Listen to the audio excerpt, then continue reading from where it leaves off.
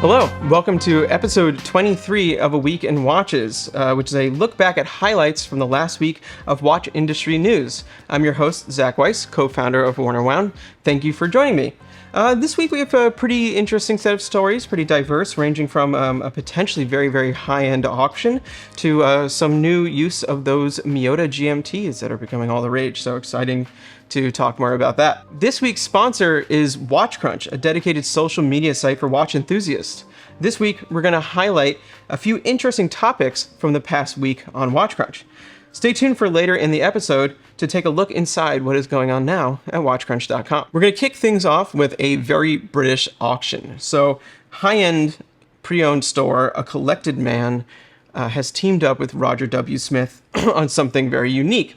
So A Collected Man, if you're unfamiliar, is perhaps the highest end pre-owned watch store on the internet. They're based in the UK. Their website is actually really beautiful and a lot of fun to browse, even if you're not buying six-figure watches, because they have a really nice journal, which is a nice place to learn about these watches. But they specialize in just truly the most like upper crust of watches, really, really, really exceptionally rare pieces, including, watches by George Daniels, Epie Jorn, David Bethune, things of that nature. So they teamed up with Roger W. Smith, obviously also a very famous watchmaker from the UK, who was the only apprentice of Dr. George Daniels. So he's got quite the legacy. They teamed up on a watch called the Series 1, and it's a unique version of that watch. In Roger W. Smith's catalog, he makes several varieties of watches. They're all bespoke, they're all handmade in painstaking process. I believe there's 5 different series. The Series 1 was the one launched with. It's essentially the most simple. There's no additional complications to it, but that's understating it grandly. Just to put into perspective just how rare these watches are, only 18 of these have been made since 2013. So a one-off piece with A Collected Man is really exceptionally unique and rare. So this version is an all white gold model. It's 38 millimeters, features a beautiful silvered guilloche dial in a very traditional British style. But for the collaboration, they've gone for a slightly more minimal look to play into A Collected Man's aesthetic. So all the numerals, save the 12 numeral, have been replaced with simple baton marks. Sounds like a subtle difference, but when you look at it in the catalog, it really makes kind of a large difference overall for the aesthetic. Regardless, these things are so rare that it just makes it a unique piece amongst unique pieces. Rather than selling this watch, however, they're going to auction it on November 11th. The last time a Series 1 went to auction, it went for $730,000. So it is very likely that this new model will go for even higher than that, as this one's completely brand new. It's a collaboration. It's even potentially more unique if there was such a thing. But it's like being able to buy Roger W. Smith, which I believe there's something like a decade-long wait list at auction. So it's a rare opportunity. And I also believe that following the recent George Daniels auction, there might be some even increased interest in this watch, or a watch that has that sort of provenance. We actually talked about George Daniels auction in a recent episode, and there was a particular watch called the Spring Case Tourbillon, which was sort of the star of the show. It was one of only 2 wrist watches that George Daniels ever actually made. The rest were pocket watches. And it ended up going for $4 million. So actually 4 times the original estimate, which was probably low, but it's still $4 million, a lot of money. So I think there's a lot of potential here. But there's a really nice twist to this story as well, which is that 20% of the proceeds will go to the British Watch and Clock Makers Association, which was founded by Roger W. Smith and Christopher Ward CEO Mike France several years ago.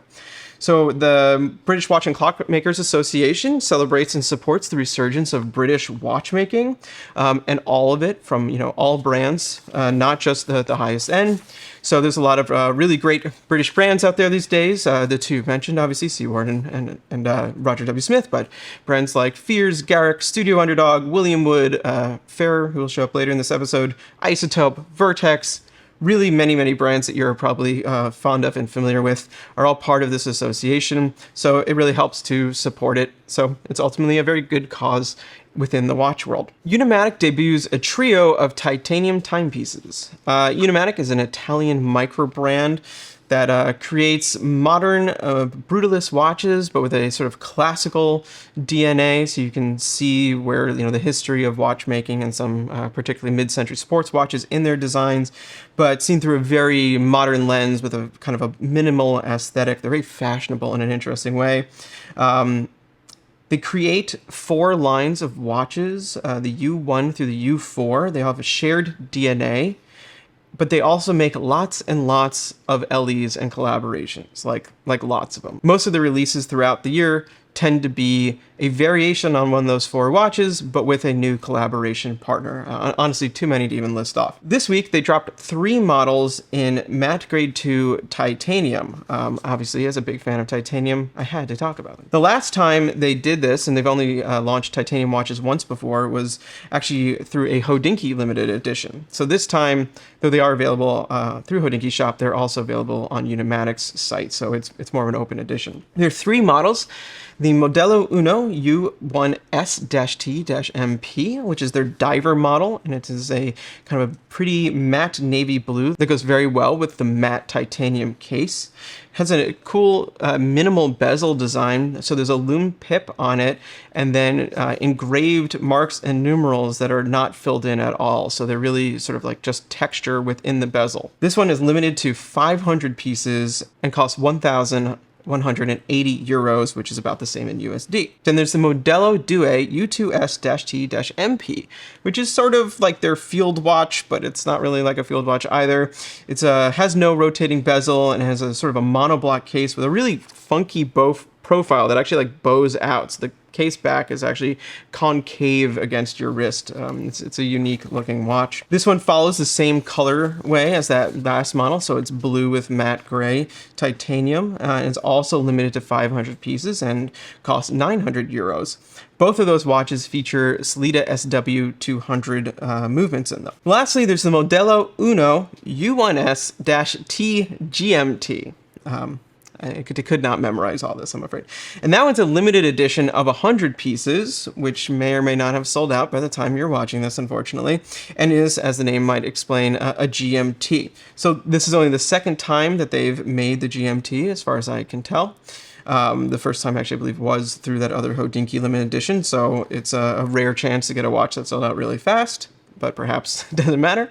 And it's powered by the ETA 2893 GMT, so like the standard Swiss-made GMT movement. And similarly to the dive watch, also features an engraved non-filled in bezel with 24-hour numerals on it, which gives it this, like, similarly, this minimal texture-only look. It's very cool looking, kind of a striking way to do a bezel, though it obviously isn't the most legible. Those are, or were, 1,950 euros, so keep an eye out for those. Maybe there'll be more in the future. And now a little bit about what's going on Watch Crunch this week. One of the great things about Watch Crunch is that it's more than just likes and emojis. There's real conversations going on. Here are just a few from the last week that caught my eye. First is, why do you avoid vintage watches, if you avoid them? Which is both a poll and a lively conversation about why or why not people collect vintage. Are there watches that you really like but don't wear often? Is a thread that I think a lot of people can relate to. Why did I buy that watch just to leave it in my watch box and collect dust? It's a question for the ages. The last is actually a series of posts called Watches from Each Decade. Each post focuses on a decade, and everyone is encouraged to share pics of watches that fit the theme. The most recent was part 9, the 90s, which was a very weird time for watches. Check those out and give me a follow at Zach Weiss, ZachWeiss. I'll see you and your watches there.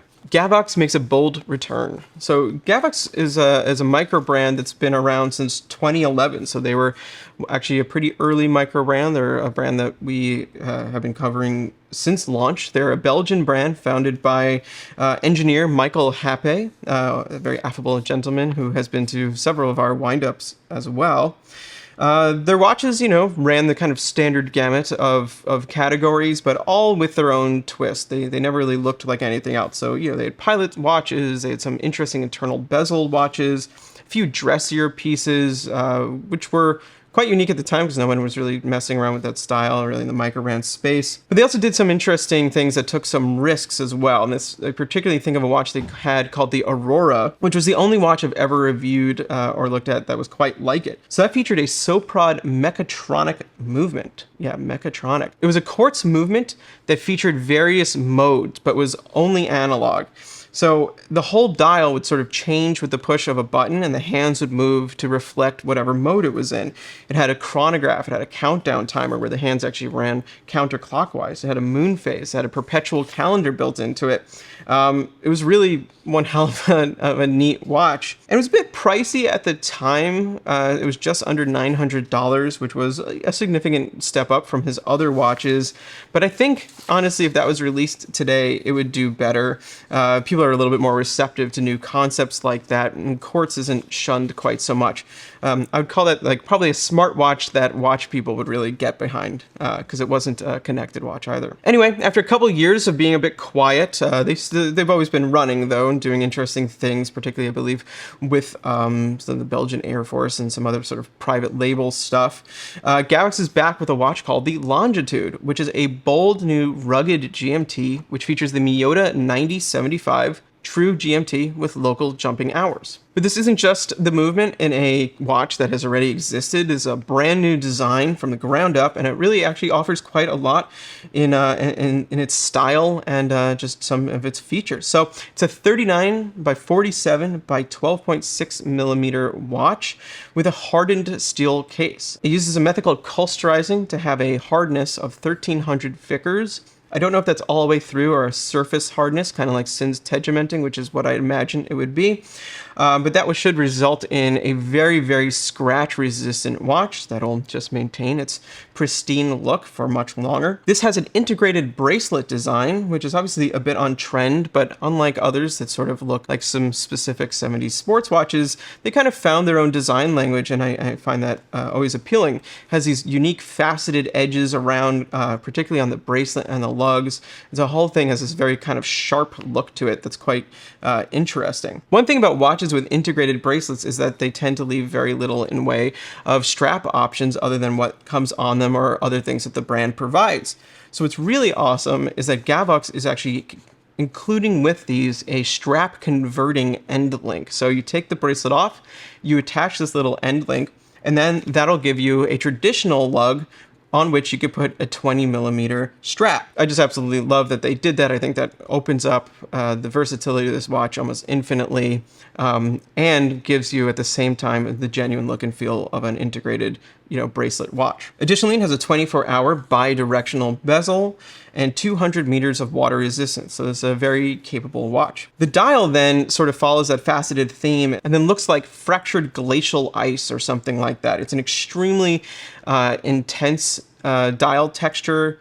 I'll just put it out there along the lines of something that you would see from a Grand Seiko. It has a really intense three-dimensional quality to it. Like if you were to run your finger over it, you'd feel all these bumps. They're not just lines in a surface. The whole dial itself is very dimensional. So all in all, with the case and the bracelet, it's just a very different design for the brand, and I think a very cool one at that. There's 4 versions. There's Onyx, which is a black dial in a steel case.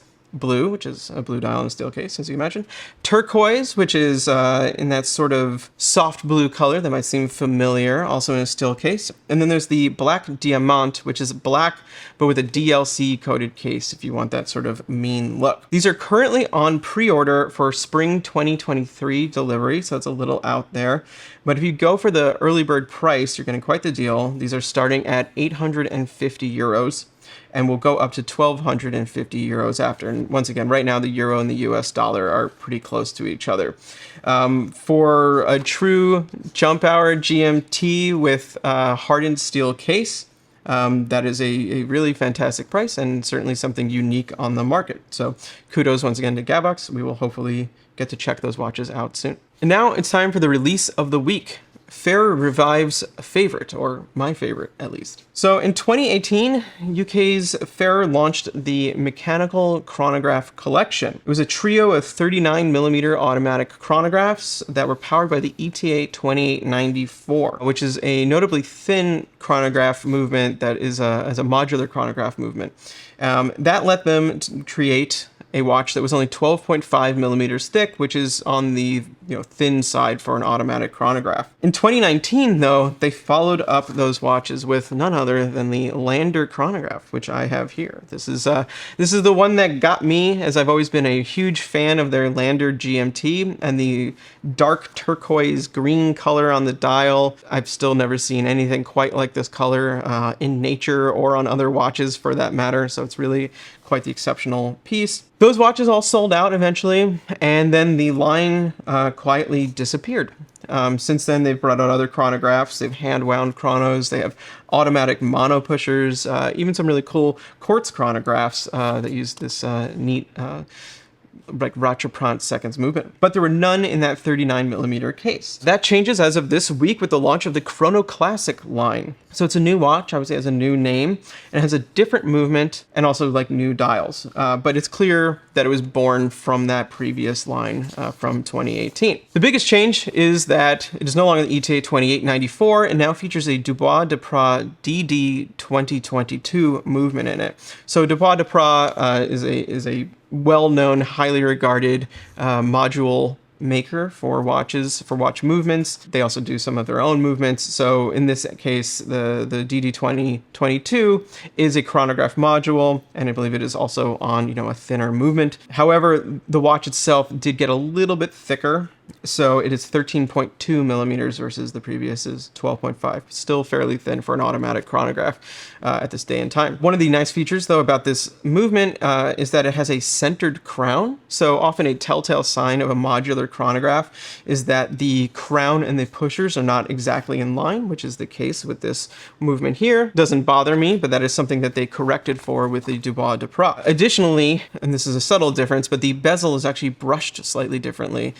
The new one has a sunburst brush, and the old one had a radial brushing. There are 3 watches in this collection, and they all pay tribute to British Olympic gold medalists from the early 20th century. So the first one is the Jackson for Arnold Jackson, who won gold in the 1500-meter race. This one is entirely shades of blue with a piqué pattern, which is like crisscross lines across the whole dial. There's medium blues and dark blues. It's just a whole range of blues. Then there's the Swan for Sydney Swan, who won gold in a team rowing competition. This is likely to be the conversation starter of the group, as it is a very deep magenta color, and this one actually follows in the footsteps of the Eldridge and the Lander, so it has the same dial layout, subdials, etc., as these models, so it's sort of a third in a trilogy of this design. Last is the Meredith for Leonard Meredith, which won gold in what's called Cycling Team Pursuit. I have no idea what that is. This has a classic salmon or copper dial with subtle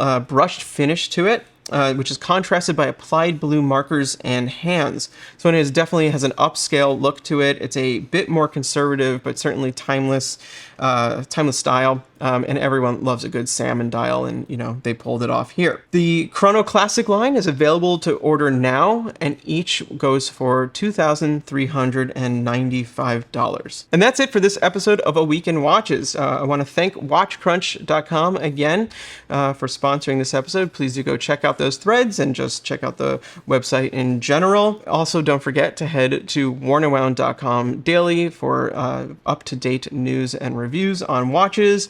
And one more thing, the day after this releases, Monday, November 14th, we'll be launching a little limited edition with Timex. So keep an eye out for that. That's all I'm going to say. See you next time.